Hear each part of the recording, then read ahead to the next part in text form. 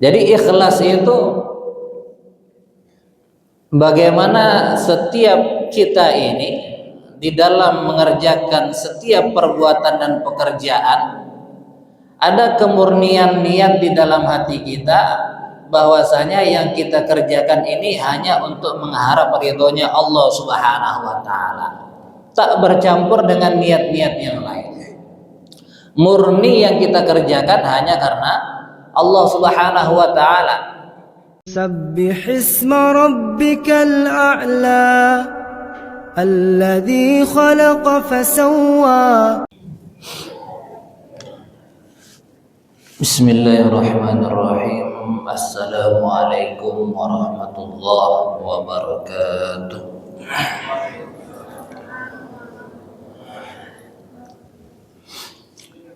Innal hamdalillah nahmaduhu wa nasta'inuhu wa nastaghfiruh wa nu'minu bihi wa natawakkalu alaihi wa na'udzu billahi min syururi anfusina wa min sayyiati a'malina.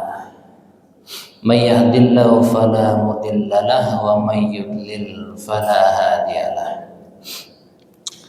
Wa asyhadu an la ilaha illallah wahdahu la syarika lahu wa asyhadu anna sayyidana wa maulana Muhammadan abduhu wa rasuluh sallallahu alaihi wasallam la nabiyya ba'da amma ba'd. Laqad qala Allah ta'ala fil Qur'anil Karim wa huwa asdaqul qailin wa ma umiru illa liya'budullaha mukhlishina lahud-din hunafa'a wa yuqimus salata wa yu'tuz zakata wa dzalika dinul qayyimah. Wa qala nabiyuna Muhammad sallallahu alaihi wasallam man shallal 'isha fi jama'atin faka'annama shalla nisfal laili wa man shalla subhi fi jama'atin faka'annama shalla tulul laili atau kama qala nabiyuna Muhammad sallallahu alaihi wasallam. Alhamdulillah, Bapak Ibu yang dimuliakan Allah Subhanahu wa taala, bersyukur kita kepada Allah karena memang kita manusia senantiasa dilimpahkan nikmat oleh Allah Subhanahu wa taala. Tak habis-habisnya nikmat Allah itu Allah limpahkan kepada kita, sehingga tak ada satupun aspek dari kehidupan kita ini yang kosong daripada nikmat Allah. Dan tanpa adanya nikmat Allah, kita ini manusia tak bisa berbuat apa-apa. Namun di antara nikmat Allah Subhanahu wa taala yang begitu besar Allah karuniakan kepada kita, itu adalah nikmat iman wal Islam. Nikmat iman, yakin kepada Allah Subhanahu wa taala. Nikmat Islam, dapat mengamalkan ibadah yang sesuai dengan agama Islam sebagaimana yang diperintahkan oleh Allah Subhanahu wa taala. Ini adalah nikmat yang terbesar yang Allah Subhanahu wa taala berikan kepada kita. Bisa duduknya kita, hadirnya kita di masjid ini, dapatnya kita salat berjamaah, merupakan suatu nikmat yang sangat besar daripada Allah. Dikatakan dalam sebuah hadis Nabi sallallahu alaihi wasallam, barang siapa yang salat Isya secara berjamaah, kata Nabi, maka sama saja dia mendapatkan pahala salat setengah malam. Barang siapa yang salat subuh secara berjamaah, kata Nabi, maka dia mendapatkan salat sepanjang malam. Bisa kita bayangkan, dimulai dari terbenamnya matahari sampai detik ini orang sholat nggak putus-putus. Itulah pahala yang didapatkan oleh orang yang sholat subuh secara berjamaah. Nah, bisanya kita mendapatkan pahala ini tentu tak lepas daripada nikmat Allah, taufik daripada Allah, karunia daripada Allah, inayah daripada Allah Subhanahu wa taala. Maka semakin kita mensyukuri nikmat-nikmat Allah Subhanahu wa taala ini, maka nanti akan semakin Allah Subhanahu wa taala tambah lagi sehingga setiap aspek daripada kehidupan kita senantiasa berada di dalam ketaatan dan keibadatan kepada Allah Subhanahu wa taala. Dan juga Bapak Ibu yang dimuliakan Allah Subhanahu wa taala, tak lupa kita berselawat kepada Nabi kita Muhammad sallallahu alaihi wasallam. Allahumma shalli ala sayyidina Muhammad wa ala alihi wa ashabihi Rasulillahi ajma'in. Yang mana beliau adalah sosok yang paling berjasa untuk kita umatnya, siang malam memikirkan kita, siang malam mendoakan kita, siang malam meneteskan keringat untuk kita, bahkan sampai dalam kehidupan akhirat beliau tak berlepas tangan. Beliau pun juga akan memberikan syafaatnya kepada kita, begitu cintanya beliau kepada kita. Maka minimalnya dikatakan oleh para alim ulama, bentuk rasa syukur kita kepada Nabi kita Muhammad sallallahu alaihi wasallam dengan kita banyak-banyak berselawat kepada beliau. Baik, insyaallah Bapak Ibu yang dimuliakan Allah Subhanahu wa taala, sesuai dengan jadwal yang sudah dibuatkan oleh pengurus, yang mana dalam 1 bulan insya Allah dengan izin Allah saya akan memberikan kajian di masjid ini. Dan insya Allah kajian yang akan saya sampaikan di masjid ini itu berdasarkan daripada kitabnya Imam Nawawi, kitab Riyadhus Shalihin, yang mana nanti setiap kajian kita akan lebih terarah dan lebih fokus sesuai dengan apa yang dituliskan oleh Imam Nawawi di dalam kitabnya ini. Sebelum kita masuk pembahasan yang ada di dalam kitab, sedikit kita mengulik tentang kitab ini yang diberikan nama oleh Imam Nawawi dengan nama Riyadhus Shalihin. Riyadh dalam bahasa Arab itu merupakan bentuk jamak daripada raudhah, yang artinya adalah taman. Jadi Riyadhus Shalihin itu artinya taman-tamannya orang-orang yang soleh. Apa taman-taman orang soleh tersebut? Taman-tamannya orang soleh bukan diisi oleh pepohonan, bukan diisi oleh bunga, bukan diisi oleh rerumputan dan sebagainya macamnya. Taman-tamannya orang soleh itu adalah majelis-majelis zikir, majelis-majelis yang mengingat Allah Subhanahu wa taala. Ini dasari dengan sabda Nabi sallallahu alaihi wasallam, "Idza marartum bi riyadil jannah farta'u," kata Nabi. Apabila kalian melewati taman-taman surga, kata Nabi, maka ambillah manfaat sebanyak-banyaknya. Para sahabat bertanya, apa itu taman-taman surga ya Rasulullah? Maka Nabi SAW menyebut majalisuz zikri, majelis-majelis yang mengingat kebesaran Allah Subhanahu wa taala.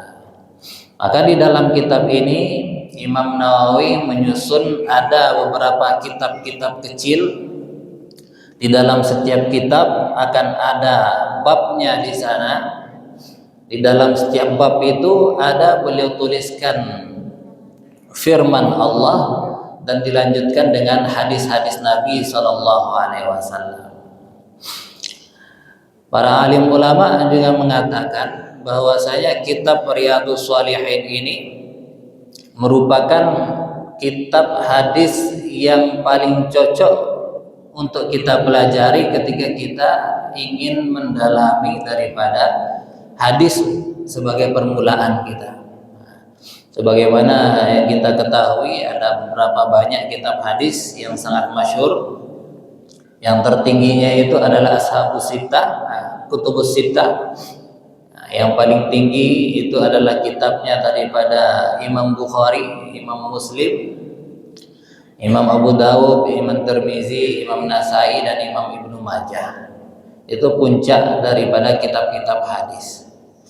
Nah, Imam Nawawi ini merangkum dari kitab-kitab tersebut hadis-hadis yang sahih yang beliau sematkan di dalam kitabnya ini. Maka beliau sebutlah kitab ini dengan nama Riyadhus Shalihin min kalami Sayyidil Mursalin, dari kalamnya Sayyidil Mursalin, yaitu kalam dari baginda Nabi Muhammad sallallahu alaihi wasallam.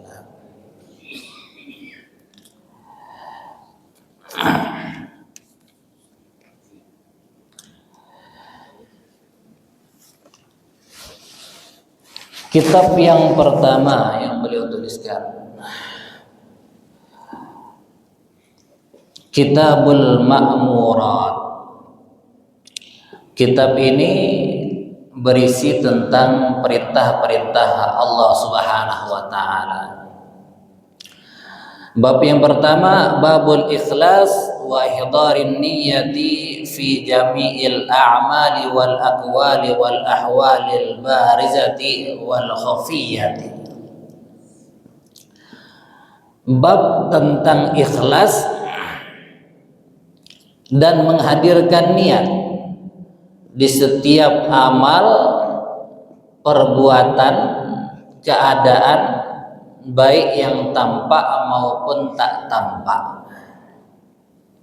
Jadi bab yang pertama yang dituliskan oleh Imam Nawawi itu tentang ikhlas dan menghadirkan niat. Apa itu ikhlas? Ikhlas kalau kita melihat dalam secara bahasa, pada bahasa Arab berasal dari kata khalasa, yang artinya itu murni. Orang Arab biasa menyebut al-ma'ul khalis, artinya air yang murni, air yang tidak ada bercampur dengan apa-apa, seperti air putih. Nah, itu adalah al-ma'ul khalis, belum ada campurannya, nggak tercampur gula di sana, nggak tercampur teh di sana, nggak tercampur kopi, susu dan lain sebagainya. Itu adalah al-ma'ul khalis, air yang murni. Jadi ikhlas itu bagaimana setiap kita ini di dalam mengerjakan setiap perbuatan dan pekerjaan ada kemurnian niat di dalam hati kita, bahwasanya yang kita kerjakan ini hanya untuk mengharap ridhonya Allah Subhanahu wa taala, tak bercampur dengan niat-niat yang lain. Murni yang kita kerjakan hanya karena Allah Subhanahu wa taala. Wa ihdarin niyyah, dan menghadirkan niat kita di dalam setiap perbuatan-perbuatan kita. Nah, ketika seseorang akan melaksanakan sholat, seseorang biasa melafazkan usolli fardhu subhi raka'ataini adaan ma'muman lillahi ta'ala. Dia mengucapkan lafaz niat seperti itu, yang mana pada hakikatnya itu belum lagi niat, itu baru menghadirkan niat. Sama seperti kita mengatakan nanti setelah Isyraq saya akan sholat 2 rakaat. Ini belum niat namanya. Ini kalau dalam bahasa Arab itu masih disebut sebagai azam, keinginan, tekad kita. Atau kita katakan nanti jam 8 pagi saya akan pergi ke kantor saya akan pergi ke toko saya. Ini juga azam namanya, belum niat lagi namanya. Yang namanya niat di dalam bahasa Arab itu yang diartikan oleh para alim ulama, yang namanya niat itu adalah qasdu syai'i muqtarinan bi fi'lihi, adanya keinginan yang sejalan dengan perbuatan. Ketika seseorang itu berwudu, dia ambil air wudu, di dalam hatinya ada niatan berwudu, nah itu baru niat namanya. Ketika seseorang itu takbir, di dalam hatinya ada niatan untuk sholat, itu baru niat namanya. Sedangkan kata-kata kita usolli fardhu subhi, usolli fardhu zuhri, itu kata para alim ulama hanya membantu kita untuk menguatkan diri kita, sehingga nanti ketika kita sholat, niat itu betul-betul ada di dalam hati kita. Karena yang namanya niat, an-niyatu fil qalbi, niat itu tempatnya ada di dalam hati kita. Niat itu ada di dalam hati kita. Maka di dalam ayat dan hadis-hadis yang akan disampaikan oleh Imam Nawawi ini mengajak kita bagaimana kita itu di dalam setiap amal dan perbuatan kita, niat kita itu hanya ikhlas karena Allah Subhanahu wa taala. Salah satu ayat yang disebutkan oleh Imam Nawawi, ba'da a'udzubillahi minasyaitonir rajim, wa ma umiru illa liya'budullah, dan tidaklah kalian itu diperintahkan illa liya'budullah, melainkan kalian itu menyembah Allah Subhanahu wa taala mukhlishina lahuddin. Mukhlishina lahuddin, ikhlas, dengan niat yang ikhlas karena agama Allah Subhanahu wa taala, ikhlas karena Allah. Kita sebagai manusia diperintahkan oleh Allah untuk beribadah, namun ibadah yang kita kerjakan itu bukan sekedar mengerjakan ibadah, namun kita diperintahkan dalam ibadah itu ikhlas karena Allah. Tidak kita sholat melainkan karena ingin mendapatkan ridho Allah. Tidak kita berpuasa melainkan ingin mendapatkan ridho Allah. Tidak kita bersedekah dan lain sebagainya, apapun yang kita kerjakan melainkan untuk mendapatkan ridhonya Allah. Hunafa'a, hati dalam keadaan hati condong kepada agama. Wa yuqimus shalah, mendirikan salat, wa yu'tuz zakah, dan membayar zakat, wa dzalika dinul qayyimah, dan yang demikian itulah agama yang lurus, kata Allah Subhanahu wa taala.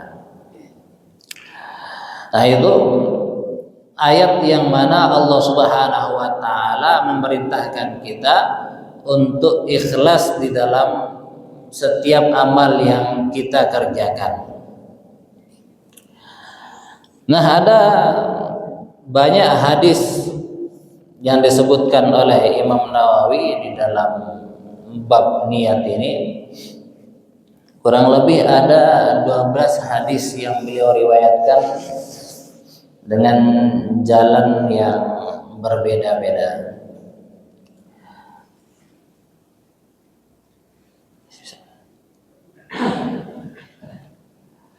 Yang mana nanti insya Allah akan kita lanjutkan pada pertemuan kita selanjutnya.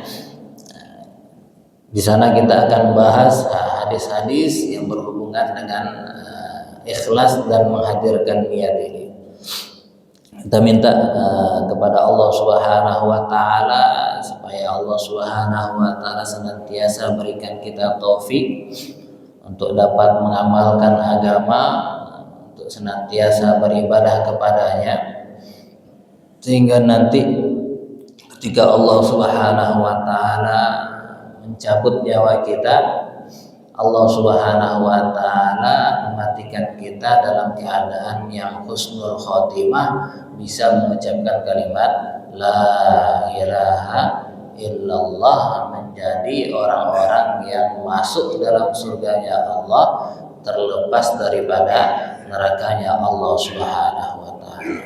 Baik, untuk pertemuan kali ini kita cukupkan di sini. Kita tutup dengan doa kafaratul majlis.